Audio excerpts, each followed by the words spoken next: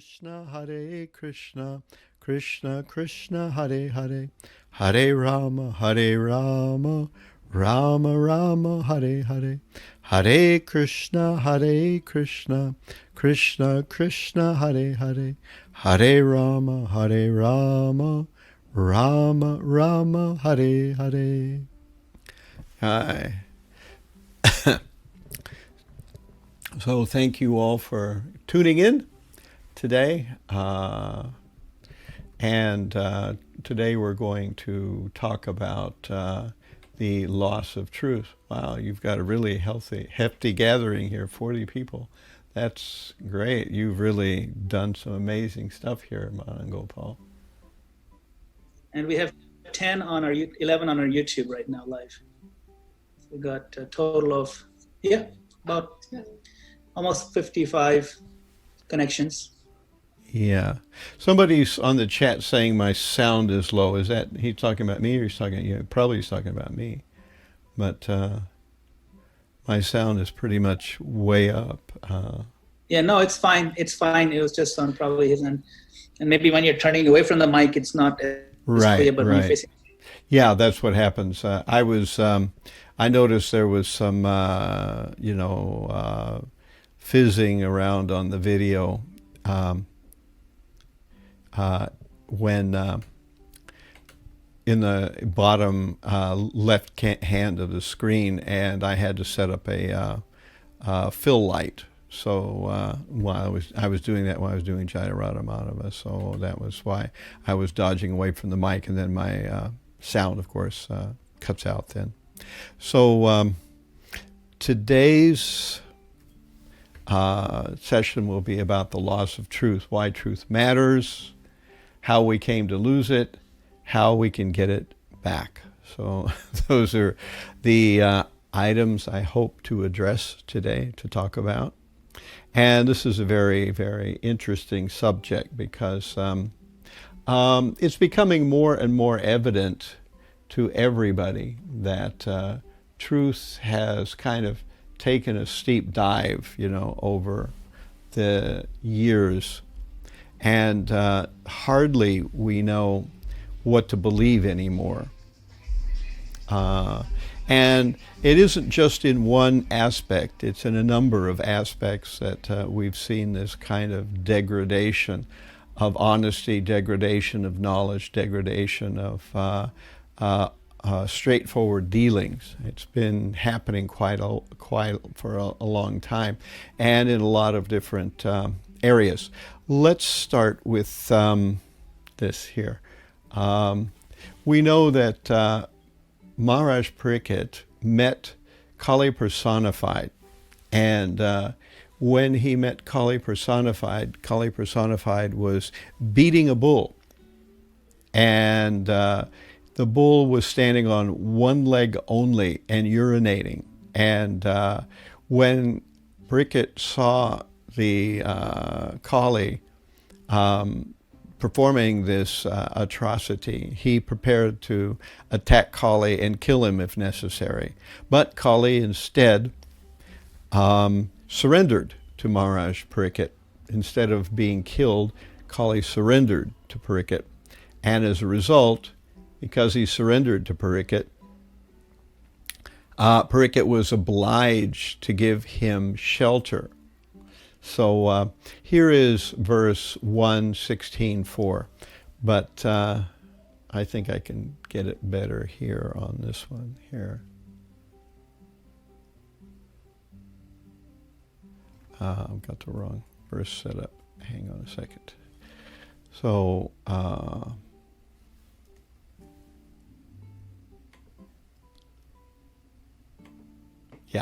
here we go.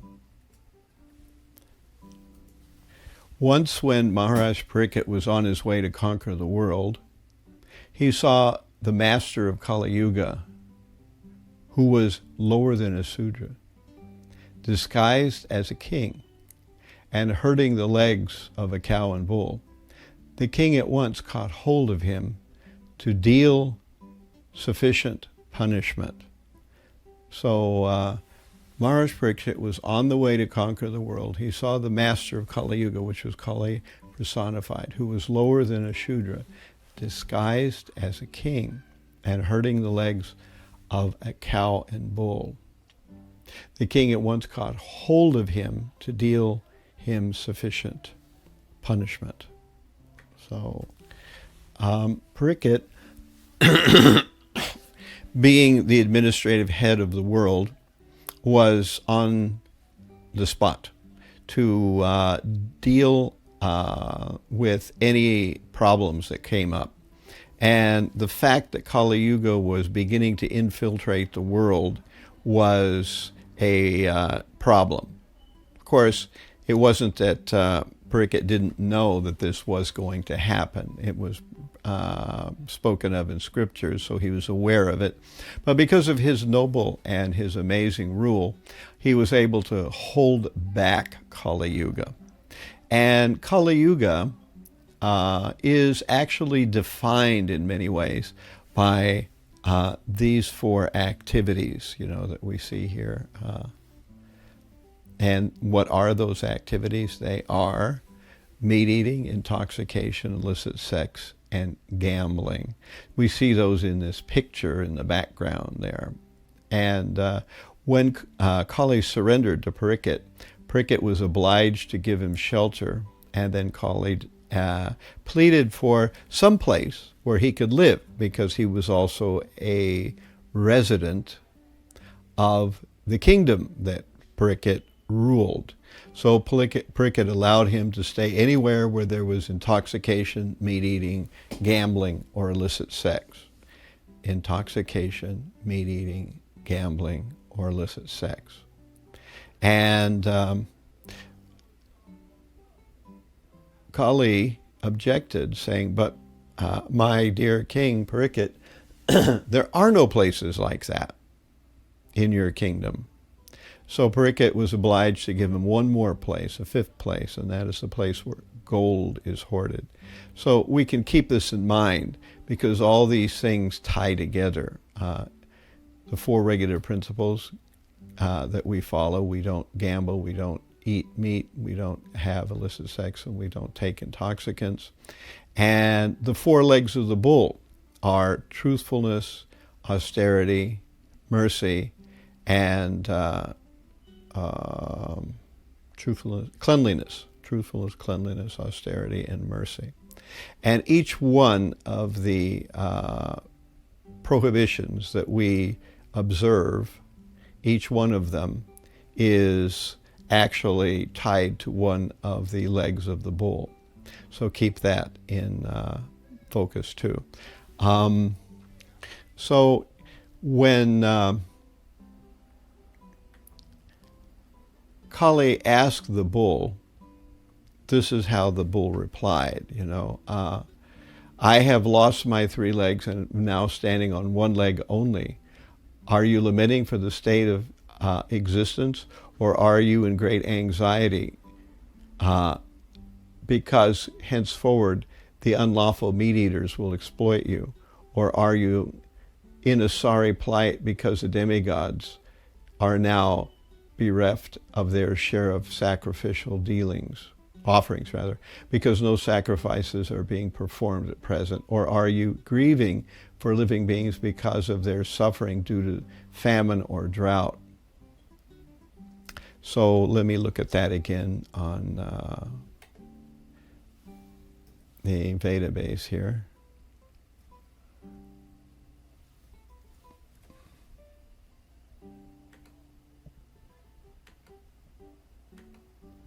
I have lost my three legs and am now standing on one only. Are you lamenting for my state of existence, or are you in great anxiety henceforward the unlawful meat eaters will exploit you? Or are you in a sorry plight because the demigods are now bereft of their share of sacrificial offerings, because no sacrifices are being performed at present?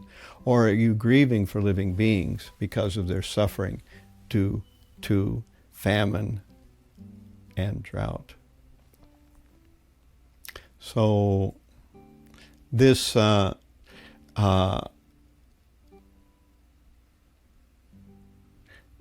is the I guess, speech of the bull to the cow. And this is the plight of our age of Kali Yuga, that the meat eaters, and of course people who are doing the other degenerate aspects of Kali Yuga, will have a chance to fully manifest their material sinful desires. And as a result of manifesting their material sinful desires, the cow and the bull will both be harassed greatly in Kali Yuga. So we know that this is kind of the recipe for Kali Yuga. There is gambling, intoxication, meat eating, and illicit sex. Particularly the cow will be slaughtered in the age of Kali Yuga. And we know gold will be hoarded. And we know that there will be a loss of cleanliness, austerity, mercy, and truthfulness. But it's said that in the previous verse we read that the bull is standing on one leg only, and surprisingly, that leg is truthfulness. But it seems like that leg too is seriously on the way out, especially in our modern Kali Yuga. We're seeing that hardly we see any remnants of truthfulness. And we understand here in Bhagavad Gita that in Bhagavad Gita we find an explanation of the nature of Krishna's explanation of what the qualities of a devotee are, and these are what the Supreme Lord tells Arjuna. The Supreme Personality of Godhead said, fearlessness, purification of one's existence, cultivation of spiritual knowledge, charity, self-control, performance of sacrifice, study of the Vedas, austerity, simplicity, nonviolence, truthfulness, freedom from anger, renunciation, tranquility, aversion to fault finding, compassion for all living entities, freedom from covetousness, gentleness, modesty, steady determination, vigor, forgiveness, fortitude, cleanliness, and freedom from envy and for the passion for honor. These transcendental qualities, O son of Bharat, belong to godly men endowed with divine nature. So those who are divine in their nature, they have these qualities, and truthfulness is one of them. Truthfulness is not the only quality, but those who are followers of spiritual path, they are supposed to gradually become purified and manifest these qualities. They may not have them all in the very beginning. That's a whole other topic of discussion. But if they continue in spiritual life, then they will develop these qualities. And now if we look at what are the qualities of the demoniac, Pravritim cha nivritim cha janana vidur asura na socham napi cha charo na satyam teshu vidyate. Those who are demoniac do not know what is to be done and what is not to be done. Neither cleanliness nor proper behavior nor truth is found in them. So that is a sure sign of those of demoniac quality. So we can see that truthfulness is tied directly to spiritual advancement. If someone is spiritually advanced, they will be truthful. All over in the Vedic literatures, we see how much, especially the kings, we see how much they were careful not to violate their own promise or to speak a falsity. They were very, very careful not to engage in any kind of false speech. And we see that in a prior time, the leaders or kings during Parikshit's time, and before him, Yudhisthira, that the kings were upholders of truth, mercy, cleanliness, and austerity. Not only did they follow truth, mercy, cleanliness, and austerity, but they tried to see that these things were instituted in the kingdom. Because we know that mercy is destroyed by animal slaughter or by meat eating. So if we eat animals, we will lose our quality of mercy. If we engage in illicit sex, we will lose our quality of cleanliness. If we engage in intoxication, we will lose our quality of austerity. And if we engage in gambling, we will lose our quality of truth. These are our 4 pillars of religion, and these are mirrored by the pillars of irreligion that are prominent in Kali Yuga. So when people in Kali Yuga are doing their thing, they are actually finding themselves losing these 4 things: truth, mercy, cleanliness, and austerity. So this is why truth is gradually diminishing. So forgive me if I'm kind of rolling fast a little bit here. I kind of organize this a bit, and I want to kind of get across the bulk of it. Then I'll let you all ask some questions. But I want to move right into this next part, because if we look at our modern world, we see that these are domains where loss of truth is very evident in our modern times. We know that when we see some advertising, we know that that advertising is likely pumped up. It's likely false in some ways. Every detergent claims it's the one that makes your clothes whitest. Every offer of some kind of car tells you that this car is the best possible car you could possibly ever get. For many years, the smoking industry was telling us how much smoking enhanced our lungs and how it made our health better.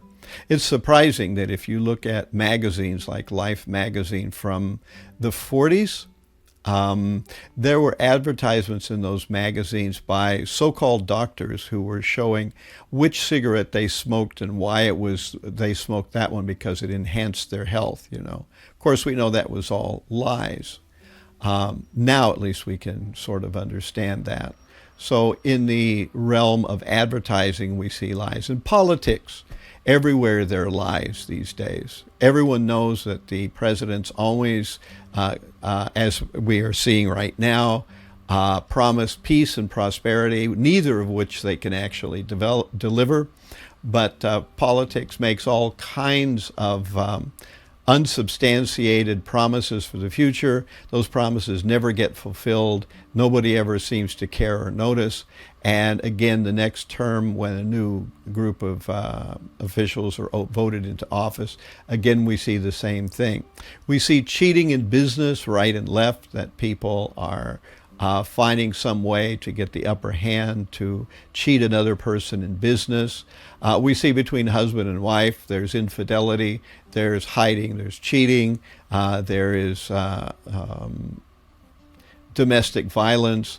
There are all these things which show that in the age of Kali Yuga, the relationship between the man and the woman in marriage has degenerated. We see in academia, the colleges and the centers of learning, they're teaching things which are obviously false. At the same time, they are defending things which are very weak kinds of socio-political theories, and everyone has to, at least to get a grade, they have to play by the rules. And we see people are are scamming the colleges. Recently, there was a scam about some family who was using some bribe system to get people into famous major colleges. I say new media, but I mean it should be news media.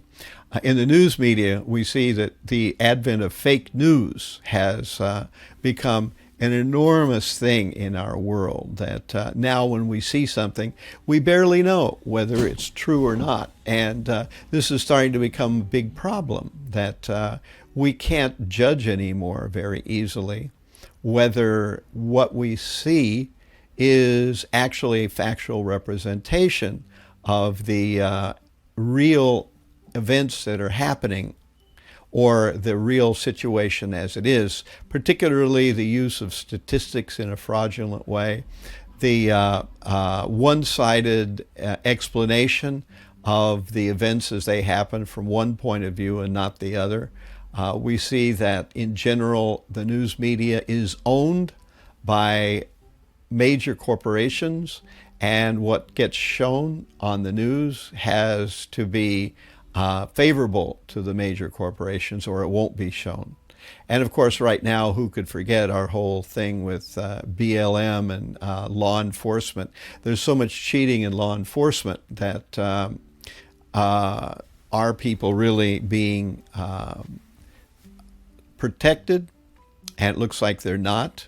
And the police are being used more as a political control mechanism than their original purpose, to protect the citizens from illegal dealings. Of course, in the legal system, everyone knows well that the lawyers say whatever they need to say to try to win the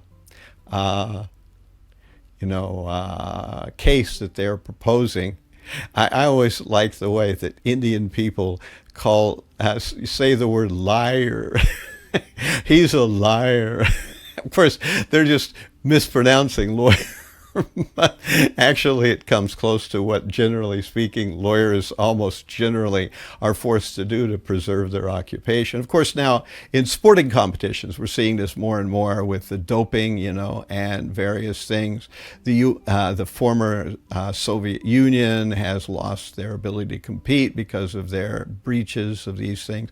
People who were once great bicyclists, or people who were great swimmers, have been banned because of their inability to say the truth, that they're not using various stimulants and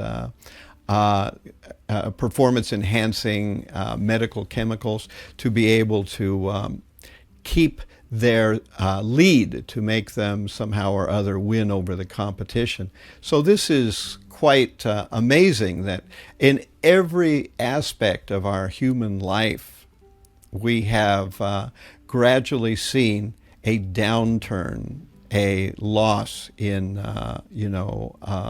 this facility of truthfulness.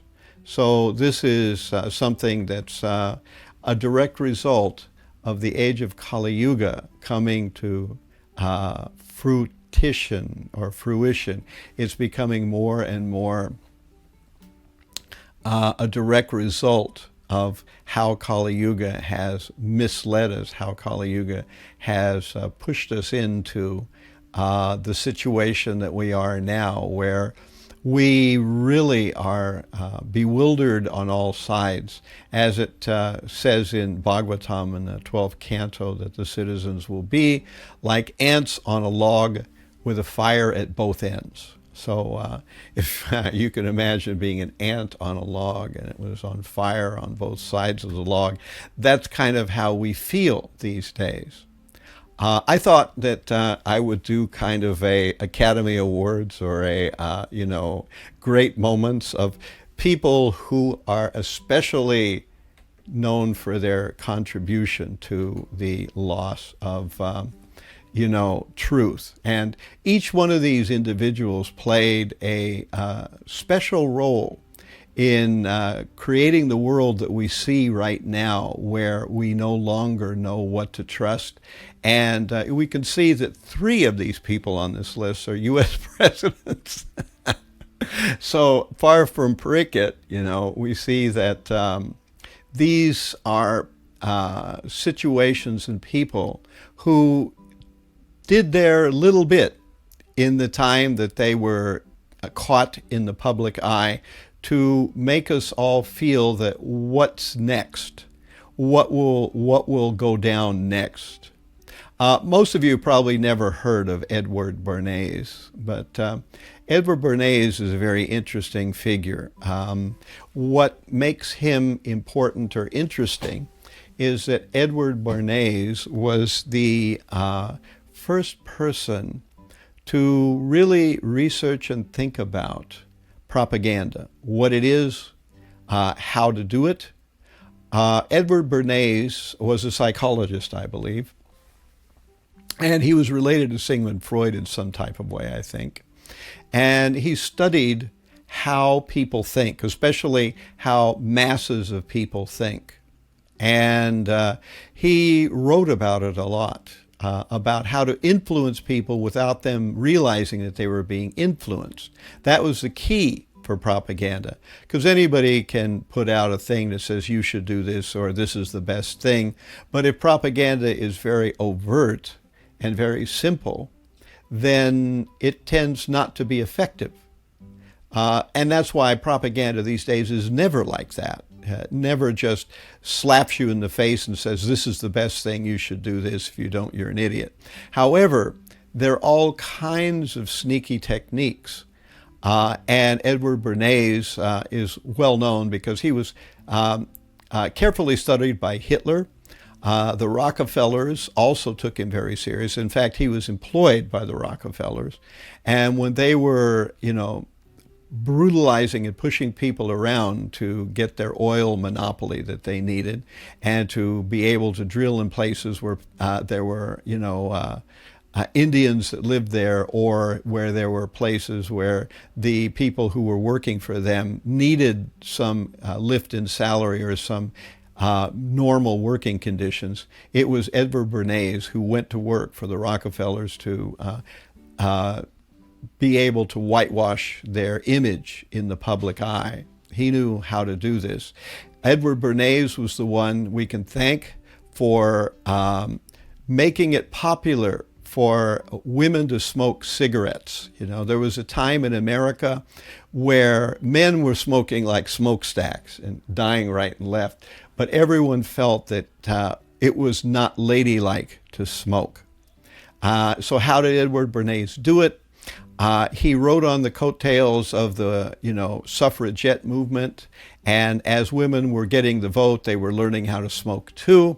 So now women are able to die right alongside men with, black lung and all this good stuff. So it was the mercy and wisdom of Edward Bernays who brought all these things to us. He had a lot to do with a lot of things, the way advertisement is done these days on the news media, on television. He's the man. He's the guy who figured out how to soft soap and hard and soft sell, how to bamboozle, finagle, and browbeat people into doing things that they normally would not do, because he was so gifted at it. So we have to give a shout out here to the loss of truth to Edward Bernays. Of course, let's look at some of our other illustrious people who are helping very much in Kali Yuga. Of course, Donald Trump, everybody knows. Everything is fake news if it's against him. And he's fast and loose with the truth. The media tried to run one around him, but they lost their credibility in the effort to try to push Donald Trump into the background. So the media now is not trustable. And we have this whole thing with is Russia, and probably is, they have been for a long time, fiddling with the news in various ways. They did it for centuries. They were the first ones to really employ some of Edward Bernays' tactics in a large scale, and they came up with ones on their own. And so they are behind the scenes creating these internet movements like astroturfing, where they pretend to be common concerned citizens, all collectively voicing their negative opinion about something, when actually it's just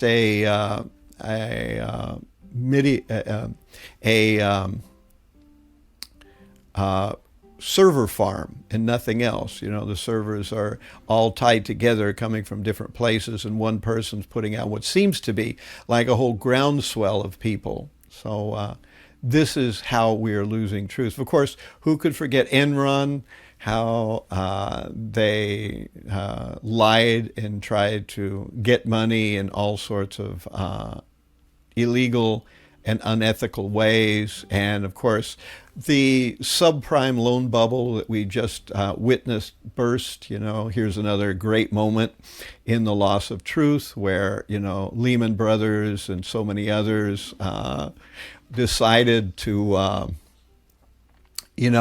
play fast and loose with loan refinancing, and sold a bunch of basically garbage loans that would never and could never be likely repaid, and then caused the entire financial market to bottom out.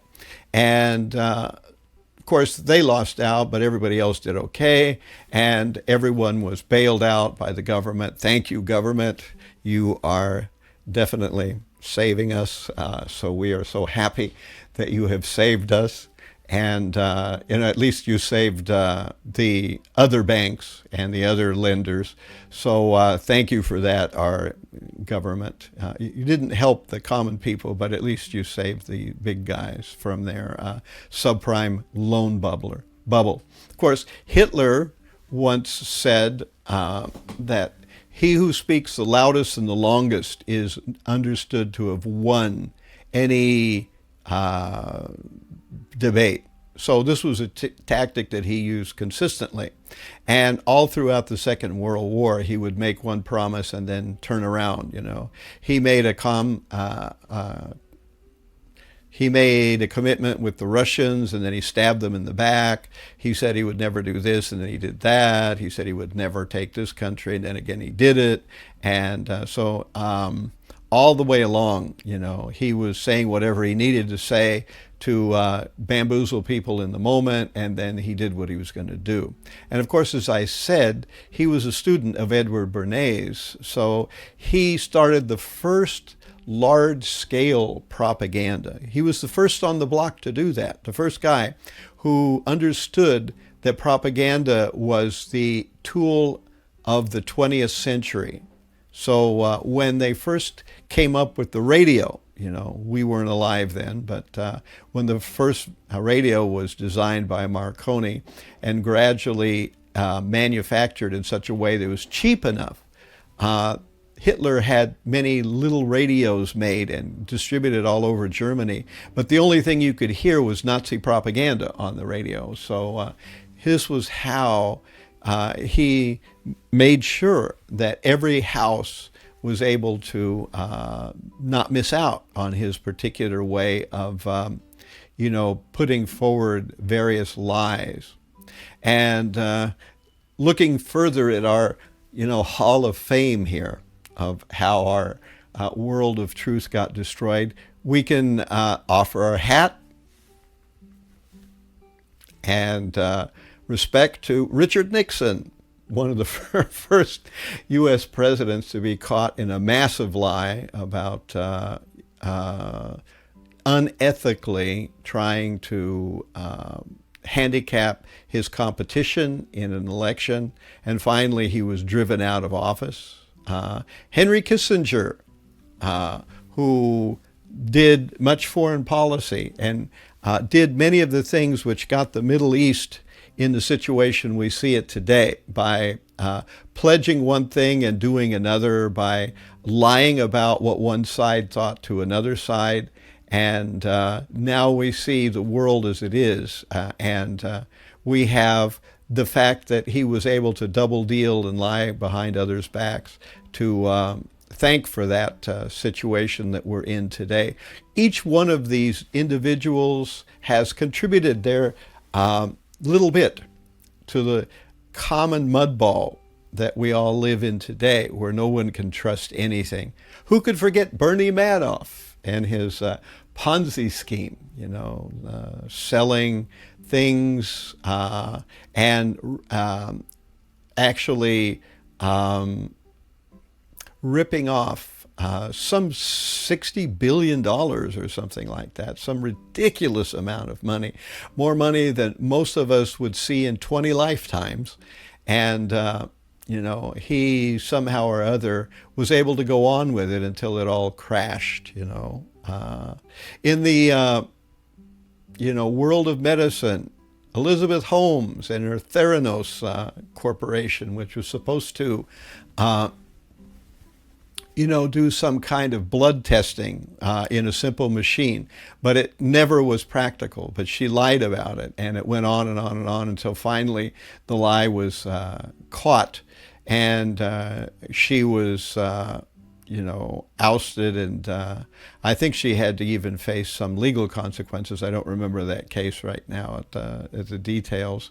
But here in medicine, where people's lives matter, we see that people are cheating, and they don't care if there's a dollar to be made; they'll make it.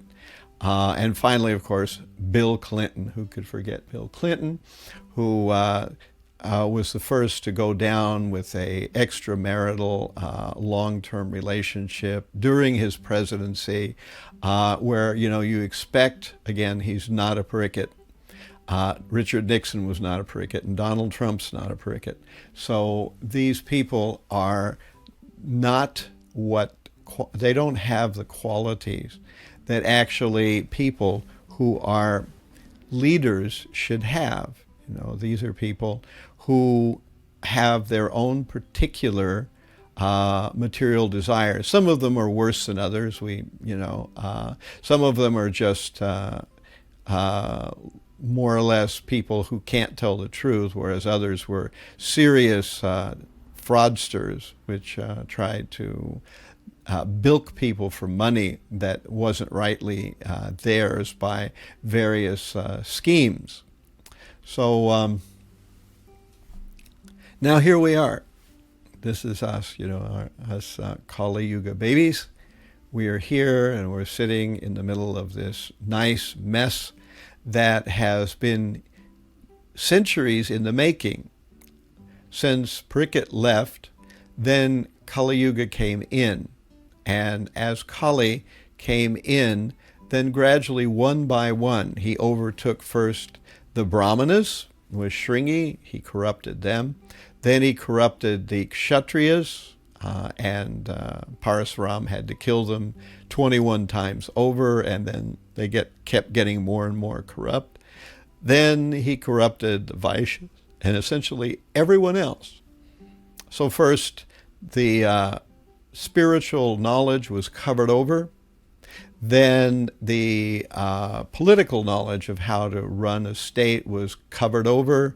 Then eventually how to succeed in business without cheating was covered over. And then literally the Sudras are left in the dark because none of the three other groups have any idea what they're supposed to be doing. So if they don't, then certainly the Sudras don't. So most of us in Kali Yuga were born Sudras, and many people in Kali Yuga will remain Sudras their whole lives, regardless of what birth they took from what family. But it's our important work to rise above, to somehow move beyond this mess. And before I start talking about what we can do about it, now at this point, I want to ask, are there any questions? Does anybody have any questions about some of this presentation that I've been making so far? Question in the chat box, Maharaj, if you can see the chat. Okay, let me take a look at it. So everybody keeps themselves muted, and the way you do it is chat. Typically, but devotees also ask on the microphone. Okay. Let me see if I can read it. I have to kind of get I can closer. read it out loud if you like. It is from Athena. She says, Okay. what criteria was used to measure, quote unquote, contributions loss of truth? And may I ask how you define the truth? Thank you. Mm-hmm. What criterion was used to measure it? Yeah, to measure Okay, now this contribution. that's a really good and sensible question.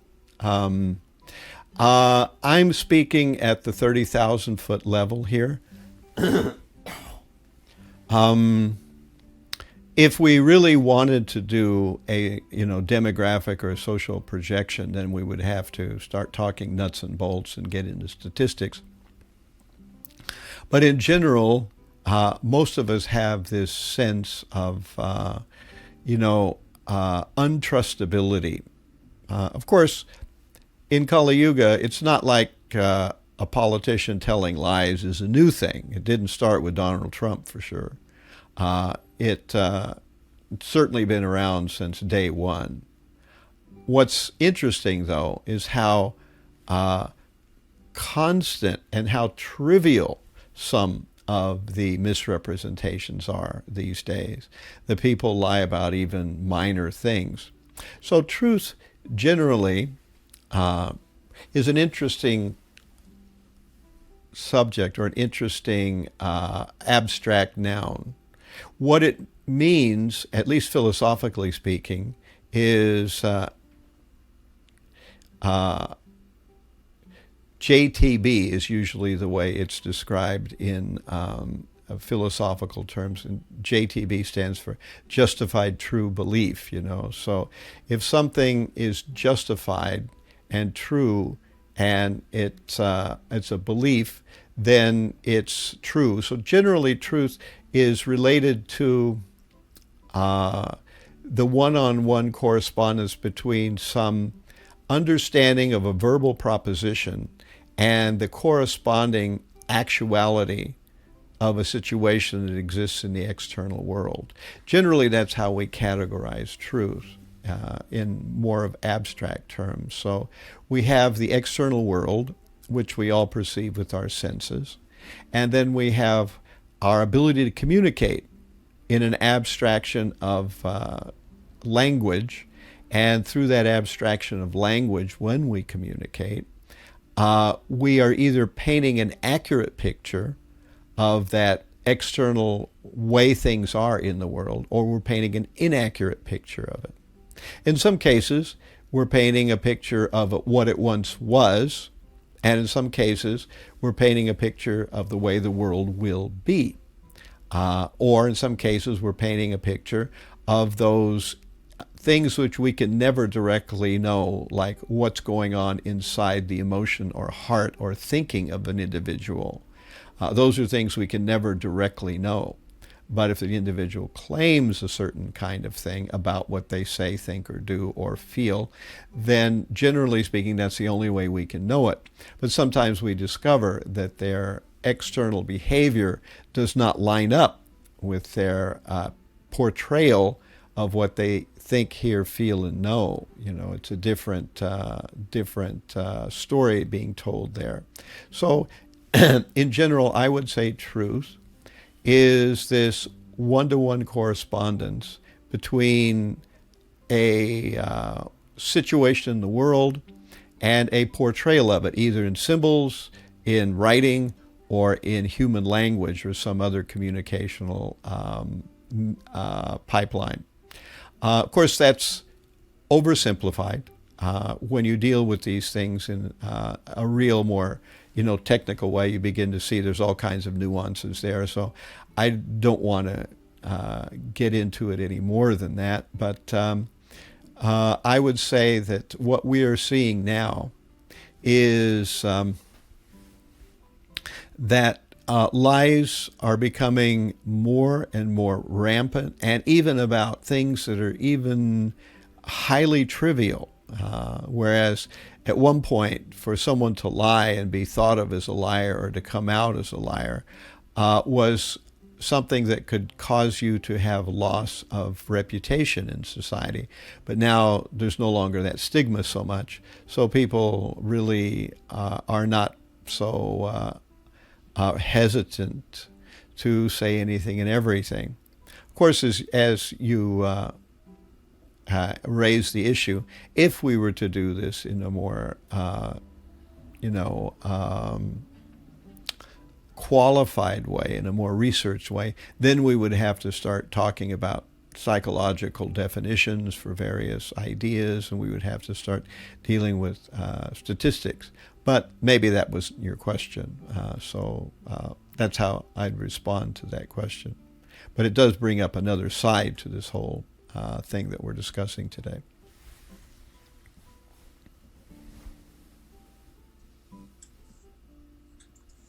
Okay. So, Mara, would you like to continue, or would you take another question? I can take another question. Okay, there's another question from. By the way, how much time do I have? I forgot. We do like to end around 9 o'clock, maybe another 10 minutes, 9:05. Okay. Yep. Okay. So this question is, do you see this loss of truth increasing in the coming decades? How do you reconcile this with how truthfulness being the last leg of religion? How long will some of the truth exist? And that, I guess, related question, how to get it back? Some other Bhagavati. Right. That was the next part of my segment. So I'll use this question to segue into the last part of my presentation. There's an interesting quote that's made by a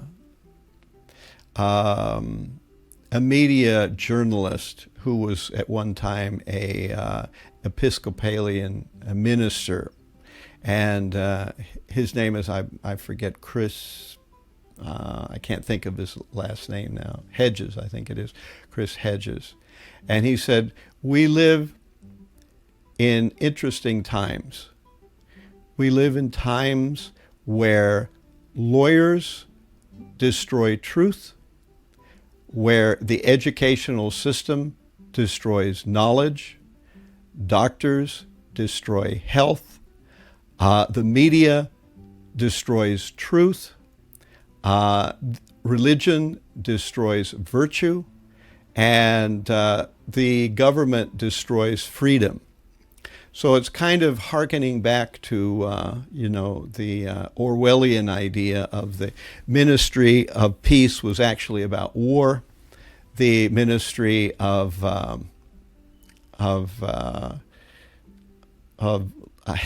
love was actually about hate. And we see that the main feature of many occupations, the main crux of what the occupation is made to protect, is the very thing that occupation is sabotaging. And so this is the world that we live in. And this appears to be increasing. It's hard to say what will come in the future. The idea we understand is that due to the distribution of the holy name, at some point, there will be a resurgence of purification or purity, at least among some percentage of the population. How big a percentage that will be, we don't know. But even if there's a resurgence of commitment to spiritual life, particularly the chanting of the Lord's holy name, then it will have an impact on the entire rest of the world. Just as these few people that we had our, awards ceremony for, the people who brought us down the slippery path to a world of disbelief, by people doing the opposite thing, by people engaging in chanting of the holy name, the trend towards, materialism, the trend towards the lying and cheating propensity will diminish. So my next and last slide here is kind of, these are ways that we could be very strong in trying to implement to stay away from the destruction completely of truth. So if we chant the holy names, if we engage in devotional service, and of course if we avoid the 4 pillars of sinful life. And these things are our commitment that we make when we become initiated as a devotee. We pledge to chant 16 rounds. We pledge to engage in devotional service. We pledge to avoid meat eating, intoxication, illicit sex, and gambling. These things in themselves would certainly at least keep an individual from going down the road to becoming untrustworthy, a general liar and a general person with bad character. Just these things, because as we said, Kali needed to come into Kali Yuga, and Kali is particularly strong where there's illicit sex, gambling, intoxication, and meat eating. And if those are curbed, those qualities or those activities are curbed by at least a certain group of population, then overall our entire world will be better by that. And just a small percentage, Prabhupada said that, it doesn't take a 51% or something, but a small percentage of the population becomes directed towards true Krishna consciousness. That will have its impact on the entire world. Why do people lie? Why is truthfulness going down? Why do people feel the need to misrepresent the situation that is around them? Why do they do that? Well, the answer is simple.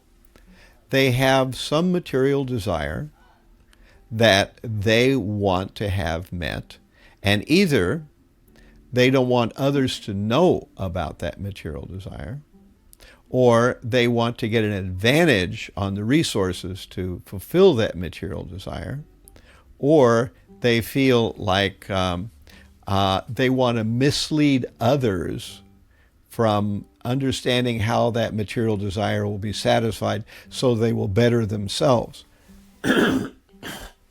So we see that basically falsity is generated by the urging, the pushing of material desires. So if people don't have material desires, there's not much need to tell false things about anything. We're not trying to get a lot of material desires, so why do we need to falsify something? We're not trying to hide something, so why do we need to falsify something? We're not trying to compete with somebody for some kind of resource, so why do we need to falsify something? All the urge and necessity for lies and untruth, they all stem from the need to fulfill some material desire, to have some reputation, to have some standing, to have some resource for a material sense gratification.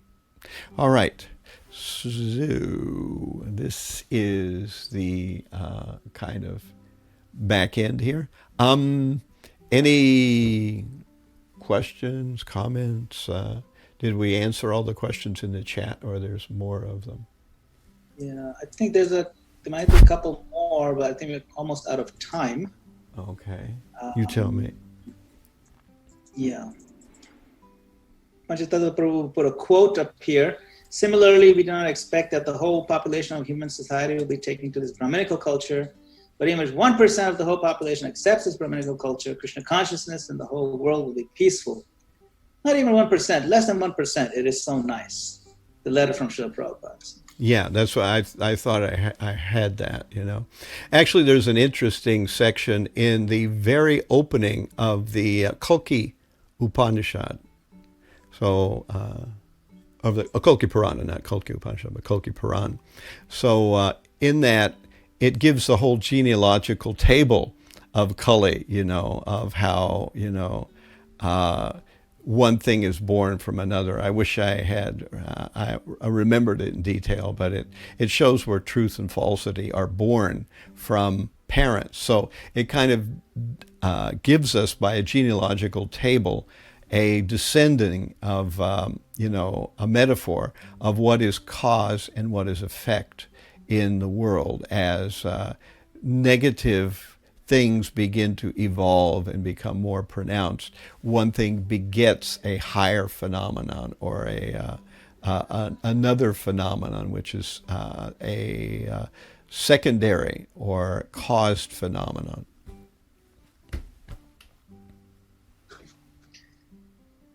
So thank you very much, Maharaj. It's pretty much all the time we have for this evening. But I really appreciate you coming on this channel again, and we hope to have you again, to maybe continue this conversation or start a new one. We always look forward to hearing from you. And, okay. I just wanted to make a couple announcements, and then what we typically do is we let everybody say a quick Hari Bol and a thank you to Maharaj. This is one of our traditions. I think it's quite nice. So if you can just hang around for 1 minute or two, just going to make a couple of quick announcements. So we've been having this for a while, these spiritual programs.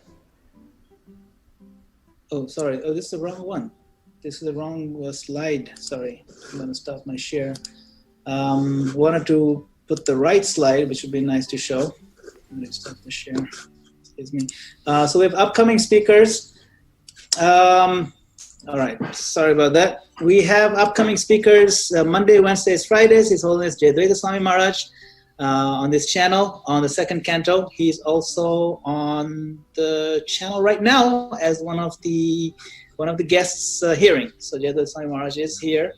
And then we also have on Saturday evening, His Grace Gauranga Prabhu, who's going to be talking about the 5 keys of independence. And then that'll be a joint program with ISKCON of Round Rock in Texas, but it's going to be on the same channel. And then Sunday evening at the same time, 8 p.m., we'll have His Grace Gaur Kumar Prabhu. So Gaur Kumar Prabhu is also one of the guests tonight.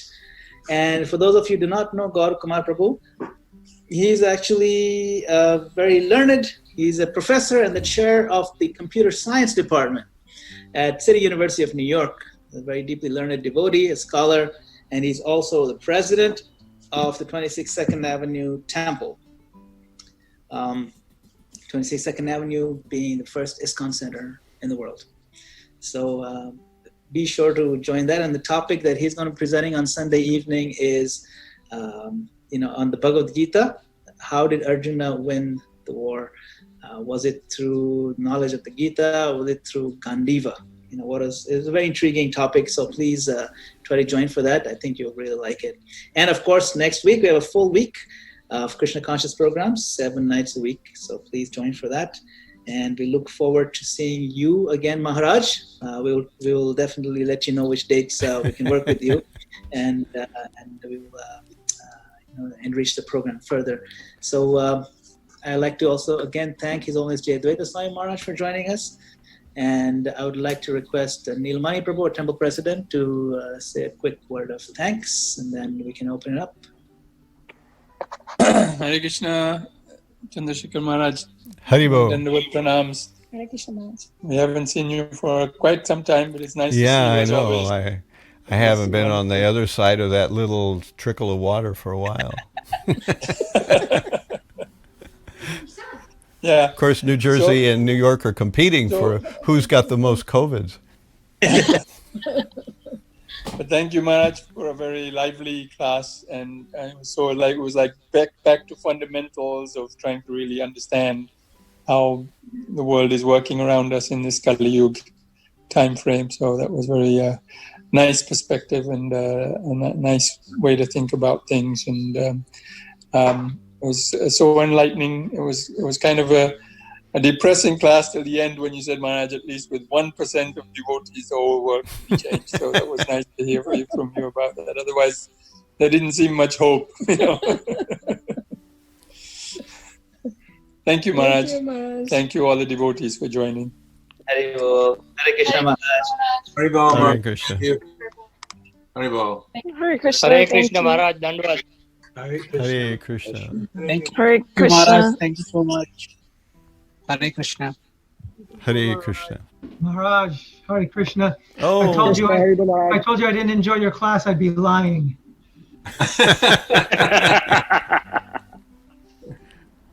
Hari Bol, Hari Hare Bol. Krishna, Dandavad Maharaj. Hari Bol. Thank you all very much. Hare Krishna And Maharaj. till Vrindavan we Chandra. meet again. Happy trails. Very wonderful. Hare Thank you, Krishna. Maharaj, so much. Wonderful class. Hari. Thank you for your encouragement. Haribo.